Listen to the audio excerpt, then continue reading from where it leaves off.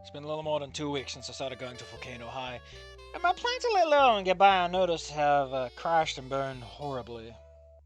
First, the whole concert thing on my first day, which was my first meeting with Fang and her friends. Going there was more trouble than it was worth, seeing how anybody that went that day became a potential target to that purple menace. Not ending there, the next day I was being introduced to someone who was pretty much a smaller version of Fang. I said they were also new to school, but it was their first year. I I thought I wouldn't act with any further than that wave. We gave each other in Spears' office, and I would have stayed like that if it wasn't for that walking person, but that's not where karma goes. Thankfully, aside from the brush with Nasser's pants-shitting wrath, it didn't go anywhere. Though I was only swapping between pterosaurs, turned out that I was in fact science class as well as becoming their science partner, leading to Trish hounding me during math class, which then led to me accidentally switching back to the Reed with mine, which had a new Saturnia book inside of it. And while Reed had the makings of a meth lab in his, he wasn't as bothered as me when it came to him potentially finding Saturnia. That lunchtime wasn't as bad as it could have been. As Amber joined us, from how she carried herself, she seemed a little reserved and had this air around her that I knew too well. One of a loner, which made me warm up to her a bit as she talked about herself. When I got to the topic of the band's music, where thankfully wasn't the only one who thought it sounded like hell's garbage, grew a mouth and started to scream.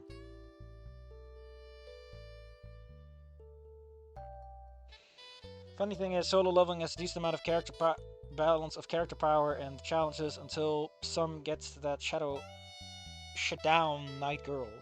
Then it's just too OP. You know, but Kitten Boy Wife just said it's not about as long as Adol doesn't say he's getting smitten with her. He's just talking about Amber a lot.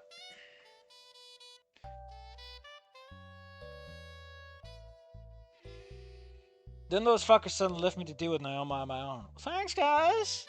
That aside, everything stayed normal for a couple of days. It wasn't until the practice session. Fang and I had bet that their music would sound better with a guitar, so they took me to the auditorium to prove me wrong. A fat good that it did it, because I was right. Easiest $10 of my life. However, what I did not expect is the performance that followed. With Amber taking the lead, I heard the band play again minus Trish. I was so impressed at what they managed to pull off that I honestly found myself clapping afterwards. And then everyone clapped! Then that I saw something that made me feel something hadn't before.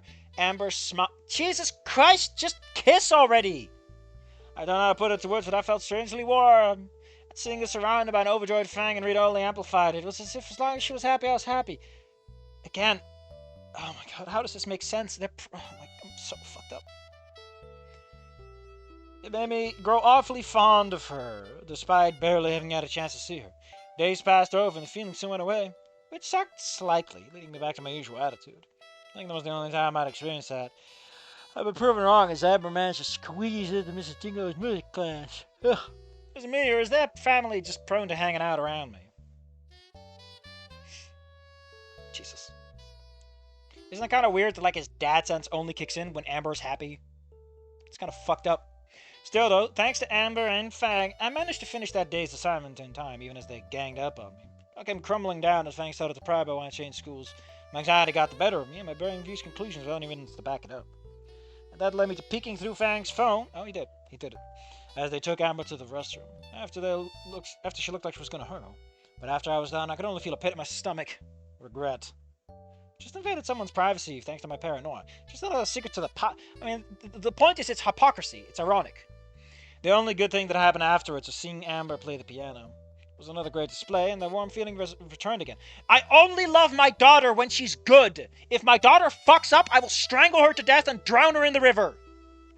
But it conflicted with the shame I was feeling. It didn't stop me from congratulating Amber, however. I didn't know what it was, but I felt connected to Amber and by extension Fang. It was surreal, which led to me today being forced to do slave labor at school at the orders of the head of the gardening club, Rosa. It was fine at first, but I fucked up colossally. Fang learned that I was there that day at the concert just as they were taking a liking to me. I came clean.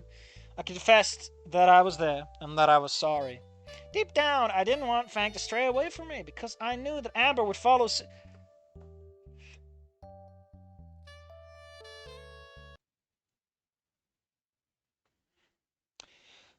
Let me repeat that for you.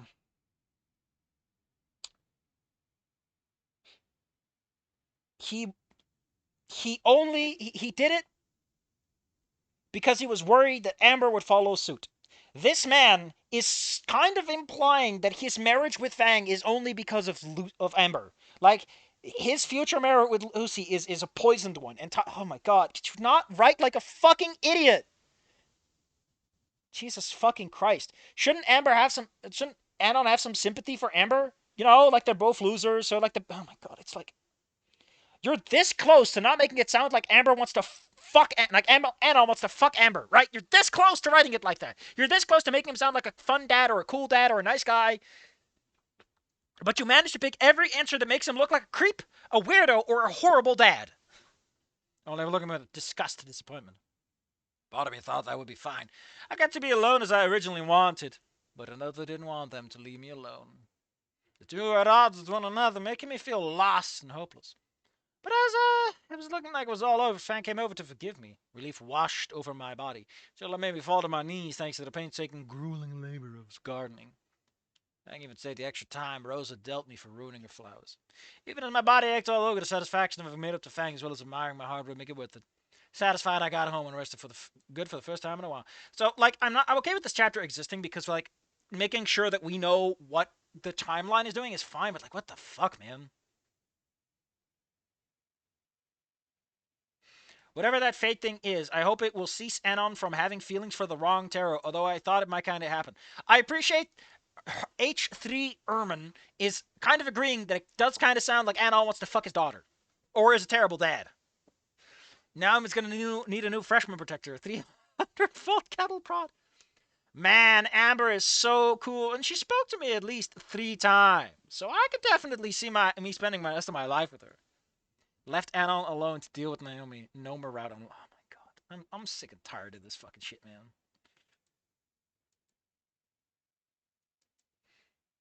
You know, there's really only one thing that can cheer me up. Well, that.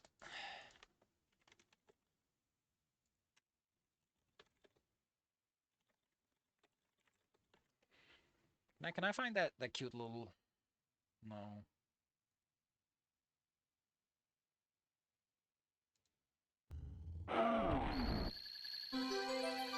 I just want the little. Here we go. Thank you, Mario. It does not have closed captions. Wait, so Numer's plan is to hook up Anon and Fong to fix her. Then Amvea comes into the picture. When Numer be upset or something about it. Yeah, it does feel a little bit. I think I'm just done, man. I think I'm just done. I'm just done for today. Okay, I'm done. I'm done, rings. I'm done. Dunzo kabunzo. Just annoyed and upset. See you guys next week. I got so much left to do today. I'm so mad. I'm so mad. Is it so hard to write the stories? And now we got an extra story, The Whims of Fate. I would like to point out that the last one chapter out of 4 has been like has been like an actual. Oh god, doing the Broly run and then the fic. God, please, I'm